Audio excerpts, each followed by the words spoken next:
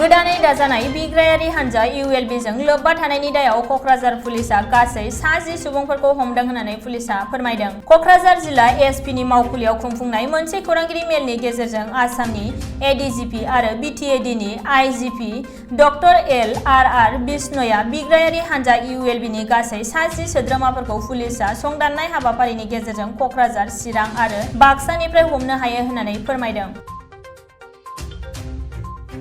BTC हालामनि नायल'-जाल' गंसेल' कक्राझाराव थानाय ओइचपिटि टिभि सेन्टारखौ बन्द खालामनायनि थांखि लादों।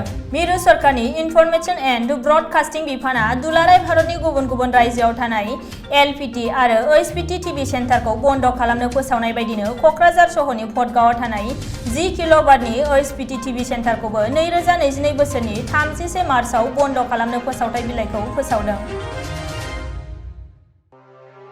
सावरायनायनि आवथायाव फैबाय डिएनएलए बिग्रायारि आफादा। डिफुनि धनसिरियाव सावरायलायनायनि आवथायाव फैनाय बिग्रायारि हान्जा डिएनएलएनि दैदेनगिरिफोरखौ बरायनाय जायो। सावरायनायनि आवथायाव फैनाय डिएनएलएनि आफादगिरि नेहाथारि आरो गुबुन दैदेनगिरिफोरखौ मन्त्रि रनज पेगु, जर'खा एडिजिपि जिपि सिंह आरो जर'खा दालाइनि एडिजिपि हिरेन नाथआ बरायो।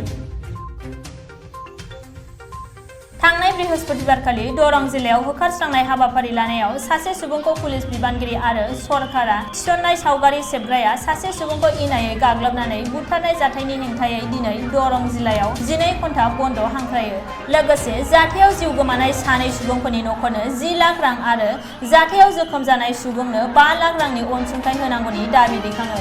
गुबुन फारसेथिं होखारस्रांनाय जाथायाव जिउ गैयै गोथै सहनि सायाव खनले खनले गाग्लोबनाय सावगारि सेबखांग्राखौ पुलिसआ खायो। सावगारि सेबखांग्राखौ बिजय शंकर बनिया होननानै सिनायथिदों।